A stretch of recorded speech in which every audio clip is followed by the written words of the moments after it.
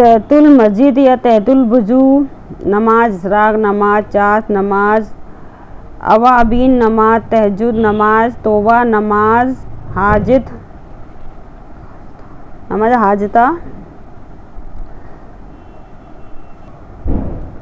सलातुल तस्बीह नमाज, इस्तिखारा नमाज, कशूफ और खशूफ नमाज, सफ़र नमाज, इस्तका नमाज, एहराम नमाज, तमाम नफिल नमाज़ें हैं, यानी तमाम नफिल नमाज़ें। तराबी की नमाज की नियत करती हूँ मैं 2 रकात नमाज तराबी सुन्नत मौक़िदा वास्ते अल्लाह के, तो मुँह मेरा काबा शरीफ की तरफ अल्लाहु अकबर।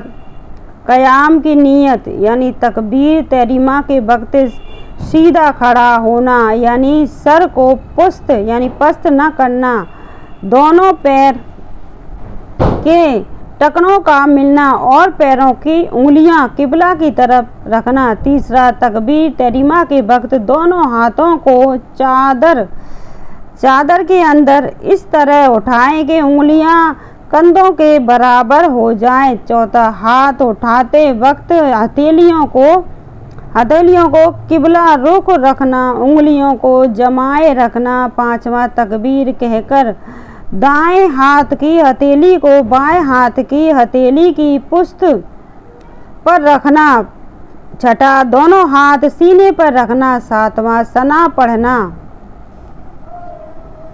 करात की सन्नतें यानी करात की सुन्नतें, तावीज़ यानी आज़ू बिल्लाह पढ़ना, आऊज़ु बिल्लाह पढ़ना होता है।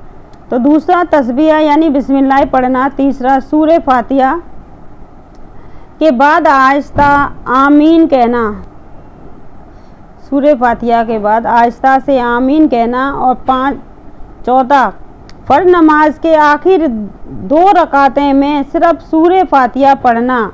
पाँचवा, ज़्यादा जल्दी पढ़ना, ना ज़्यादा ठहर कर बल्कि दरमियानी रफ्तार से तिलावत करना। छठा, फजर की पहली रकात को ताबील करना।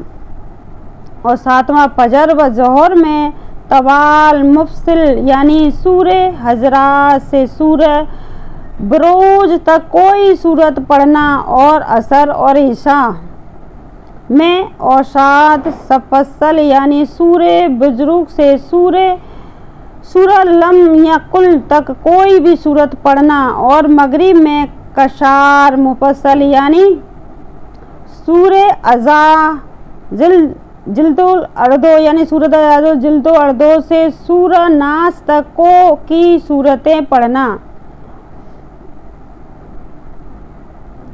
तो फ़र्ज़ नमाज के आखिर की 2 रकातों में सिर्फ सूरे फातिहा पढ़ना है। और न पाँचवीं, ज़्यादा जल्दी पढ़ना, ना ज़्यादा ठहर के बल्कि दरमियानी रफ्तार से तिलावत करना है। फजर की पहली रकात ताबील करना। और फजर व ज़ोहर तवाल मुफस्सिल यानी सूरे हजरात से सूरे बुरूज तक कोई सूरत पढ़ना। और असर और इशा में औसात मुफस्सल यानी सूरे बुजुर्ग से सूरे अलम नसरा तक कोई भी सूरत पढ़ना। और मगरिब में कसार यानी मुफस्सल यानी सूरे इजाजुल जिल्दुल और अर्दो और सूरे नास तक सूरतें पढ़ना।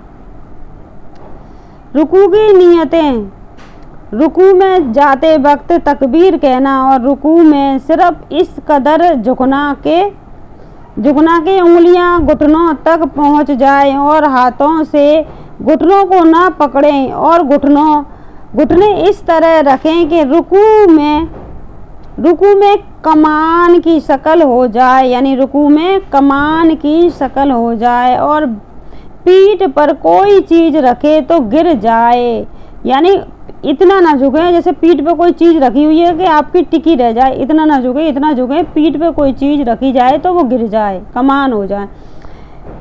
कहनियों को पहलू से मिलाए रखना। रुकू में कम अज कम 3 दफ़ा सुबहान रब्बिल अज़ीम कहना। रुकू में सीधा खड़े होते वक्त समी अल्लाहु लिमन हमीदा कहना।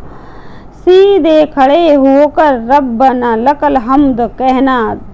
7वां, दोनों टखनों को मिलाए रखना। 8वां, दोनों हाथों की उंगलियां भी मिलाए रखना। तो रुकू और सीने की एक बार और, रुकू में जाते वक्त तकबीर कहना और रुकू में सिर्फ इस कदर झुकना के उंगलियां घुटनों तक पहुंच जाए और हाथों से घुटनों को ना पकड़ें और घुटनों इस तरह रखें कि रुकू में कमान की शक्ल हो जाए और पीठ पर कोई चीज रखें तो गिर जाए। कोहनियों को पहलू से मिलाए रखना। रुकू में कम अज कम 3 दफा सुभान रब्बिल अजीम कहना। रुकू में सीधा खड़े होते वक्त समी अल्लाह लिमन हमीदा कहना। सीधे खड़े होकर रब्बना लकल हम्द कहना। और 7वां, दोनों टखनों को मिलाए रखना। 8वां, दोनों हाथों की उंगलियां भी मिलाए रखना। तो सजदे की नियत, सजदा में जाते वक्त यानी सजदे में जाते हुए तकबीर कहना। सजदा में जाते वक्त पहले ज़मीन पर घुटने रखना, फिर दोनों हाथ रखना, फिर नाक रखना, पेशानी रखना, सर को दोनों हाथों के दरमियान रखना। 7वां, पीठ को रानों से मिलाकर रखना यानी पीठ को रानों से मिलाकर रखना है। पहलुओं और बाजारों को मिलाकर समेट कर बैठना है यानी पहलुओं और रागों को और बारों को मिलाकर यानी समेट कर बैठना है। जिस कदर हो सके छोटे होकर सजदा करना। जिस तरह हो जाए उस तरह छोटे होकर सजदा करना। 9वां, कोहनियों को जमीन पर बिछा देना। 10वां, कम अज कम 3 बार सुभाना रब्बिल आला कहना है। तो सजदा से उठने की तकबीर कहना। 12वां, सजदा से उठते वक्त पहले पेशानी पर नाक, फिर हाथ, फिर घुटने उठाना दोनों यानी 13वां, दोनों सजदों के दरमियान जलसा करना यानी बैठना। 14, सजदे में दोनों पैर दाहिनी तरफ निकालना। 15वां, दोनों हाथों की उंगलियों को रुख और पैरों की उंगलियों का रुख किबले की तरफ रखना। कैदा की सुन्नतें यानी शेरीन के बल बैठने और दोनों पैर दाहिनी तरफ निकालें। इस तरह के दाहिनी रान बाएं रान पर आ जाए और दाहिनी पिंडली बाएं पिंडली पर और पैरों की उंगलियों का रुख किबला की तरफ हो। तो एक बार और समझ लेते हैं सजदा करने की वजह से। चलिए, सजदे की सुन्नतें। सजदा नंबर 1, सजदा में जाते हुए तकबीर कहना। नंबर 2, सजदे में जाते वक्त पहले जमीन पर घुटने रखना। 3, फिर दोनों हाथ रखना। 4, फिर नाक रखना। 5वां, पेशानी रखना। 6, सर को दोनों हाथों के दरमियान रखना। 7वां, पेट को रानों से मिलाकर रखना यानी पेट को ध्यान रहे पेट को रानों से मिलाकर रखना। 8वां, पहलू और बाजुओं को मिलाकर समेट कर यानी पहलू और बाजुओं को मिलाकर समेट कर जिस कदर हो सके छोटे होकर सजदा करना। इतना समेट जाओ मतलब जिस कदर हो जाओ उतना छोटा हो जाओ। तो कोहनियों को जमीन पर बिछा देना यानी कोहनियों को जमीन पर बिछा दो। 10, कम अज कम 3 बार सुभाना रब्बिल आला कहना है और सजदे से उठने की तकबीर कहना है। और सजदे से उठने वक्त पहले पेशानी पर नाक, फिर हाथ, फिर घुटने उठाएं। 13, दोनों सजदों के दरमियान जलसा करना यानी बैठना है। तो सजदे में दोनों पैर दाहिनी तरफ निकालना। 15, दोनों हाथों की उंगलियों का रुख और पैरों की उंगलियों का रुख किबले की तरफ रखना है। तो चलिए आगे चलते हैं। आपके समझ में आ गया होगा बहुत अच्छी तरीक़ा से। तो वीडियो का अगर नहीं समझ में आता तो बार बार देखिएगा, ताकि आपको नमाज का, सजदे का और बैठने का अपना अच्छी तरीक़ा से पूरा, जैसे हम मेहनत करते हैं तो उसे हमें असर पूरा मिलना भी चाहिए। तो पूरी कोशिश करनी चाहिए कि नमाज हमारी बेहतर से बेहतर हो जाए। कोशिश करने में क्या हर्ज है। तो चलिए चलते हैं। कायदा की सुन्नत है, यानी शरीर के बल बैठने और दोनों पैर दाहिनी तरफ निकाल लें। इस तरह के दाहिनी रान बाएं रान पर आ जाए और दाहिनी पिंडली बाएं पिंडली पर, और पैरों की उंगलियों का रुख किबले की तरफ हो और दोनों हाथों की उंगलियों को मिलाकर रानों पर रखें।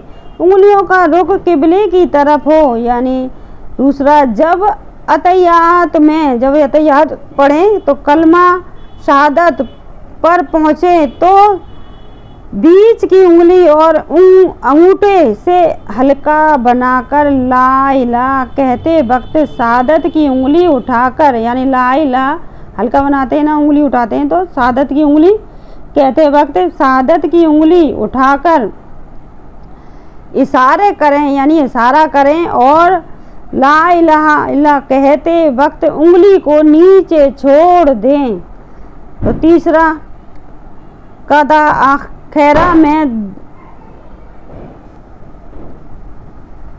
खैरा में दरूद पढ़ना।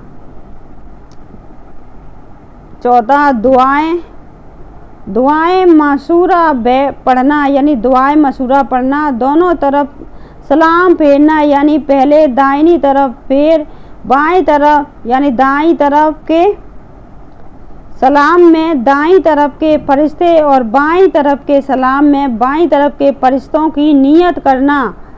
यानी इस सलाम में इस कदर मुंह फेरना कि पीछे वाले नमाजी को गाल दिखाई दे, यानी इस तरह सलाम फेरो पीछे वाले नमाजी को आपका गाल दिखाई दे जाए, मतलब पूरी सलाम फेरना चाहिए। जैसे जल्दी में ऐसा करके सलाम फेर लेते हैं लोग, उन्हें पता नहीं होता। तो इसीलिए हमारा बताने का मतलब था कि नमाज का सही तरीका समझ में आ जाए, क्योंकि मेहनत कर रहा है इंसान, नमाज पढ़ रहा है, कल का बहुत बड़ा दिन है, जुमा का दिन है, तो बहुत ही अच्छी तरीक़ा से नमाज पढ़ी जाए। तो औरत बहुत सारी गलतियां करती हैं, क्योंकि मस्जिद में आदमी तो अपने आप को ठीक कर लेते हैं, क्योंकि औरत खुद अकेली पढ़ती है, इसलिए उनकी बहुत सारी गलतियां होती हैं नमाज में। तो चलिए चलते हैं। औरत की नमाज पढ़ने का तरीका। क़याम, दोनों पैरों को मिलाए हुए इस तरह रखें कि उंगलियां किबले की तरफ हो जाएं। फिर जिस नमाज को पढ़ने जारी रहे इसकी नियत करें। इसके बाद तकबीर तहरीमा के लिए दोनों हाथ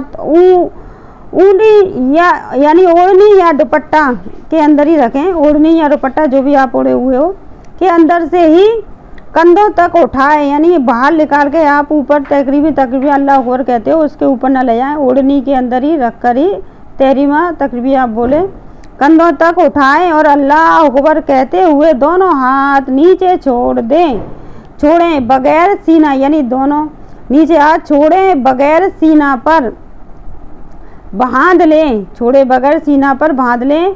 दाएं हाथ की हथेली बाएं हाथ की पुश्त पर आ जाए और नज़रें सजदे की जगह रहे, यानी नज़रें हमारी हमेशा सजदे की तरफ होनी चाहिए, क्योंकि हमें मौत के बाद सिर्फ ज़मीन के अंदर ही जाना है। तो हमें वो सजदे की नज़र जब हमारी ज़मीन में रहती है तो हमें वो नमाज में भी याद आता है कि ये ज़मीन हमें पुकार रही है, यानी ये कब्र हमें पुकार रही है।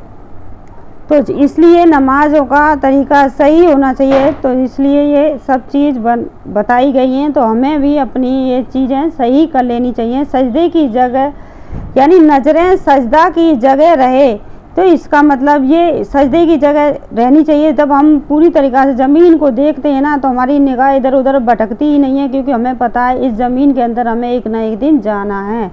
इसके बाद सना पढ़ें। इसके बाद ताबीज़ यानी आऊज़ु बिल्लाह और तस्मिया यानी बिस्मिल्लाह पढ़ें। इसके बाद सूरह फातिहा पढ़ें। इसके बाद आयता से आमीन, आहिस्ता से आमीन कहें, आहिस्ता से बोले आमीन कहें इसके साथ कोई और सूरत मिलाए, मसलन सूरे अखलाक या सूरे फलक या बड़ी एक आयत, जो सी सूरत आपको आती है वो मिला सकते हो। छोटी 3 आयतें पढ़ें। जब कराहत पढ़कर या तो आप बड़ी सूरत पढ़ लें या छोटी छोटी सूरत हैं तो आपको 3 कुल आते हैं तो 3 कुल को पढ़ सकते हैं। कराहत पढ़कर फरुख हो जाए और तो रुकू करें, यानी तू रुकू करें तो रुकू बगैर हाथ कानों तक उठाए तकबीर अल्लाह अकबर कहते हुए रुकू के लिए झुक जाएं और सिर्फ इस कदर झुकें कि दोनों हाथ घुटनों तक पहुंच जाएं और उंगलियां मिलाए हुए रखें। उंगलियों को ना खोलें, उंगलियों को खोलना नहीं है। तो हाथों से घुटनों को ना पकड़ें बल्कि सिर्फ रखें। बहुत कस के पकड़ लेते हैं लोग, जैसे गिर जाएंगे नमाज में तो इस घुटनों को बहुत ज़्यादा कसकर पकड़ लेते हैं। तो ऐसे ना पकड़ें बल्कि ऐसे आराम से आहिस्ता से पकड़ें, उसे कस के ना पकड़ें। इसलिए घुटनों पे तो हाथ रखे जाएंगे। बहुत सारे लोग उसको मतलब समझ में नहीं आता है, बहुत सी औरतों के, तो वो घुटनों को आपने देखा होगा बहुत ही ज़्यादा करे तरीक़ा से गोल हाथ कर लेती हैं पकड़ने के लिए। तो घुटनों को ना पकड़ें बल्कि सिर्फ रखें। घुटनों को पीछे की तरफ ना झुकाएं। हाथों और पसलियों के दरमियान फैसला ना रखें, यानी हाथों के और दरमियान फैसला ना रखें। और नज़रों को पाँव, यानी नज़रों को पाँव पर रखें। जब नज़रें झुकें तो पाँव पर रखें। और रुकू में कम अज़ कम 3 बार सुब्हाना रब्बिल अज़ीम पढ़ें। कम अज़ कम 3 बार सुब्हाना रब्बिल अज़ीम पढ़ें। कौमा समी अल्लाहु लिमन हमीदा कहते हुए सर उठाएं और सीधे खड़े हो जाएं। नज़रें सजदे की जगह, यानी नज़रें हमेशा सजदे की तरफ रखें और सीधी खड़ी रहे कर रब्बना लकल हमद कहें।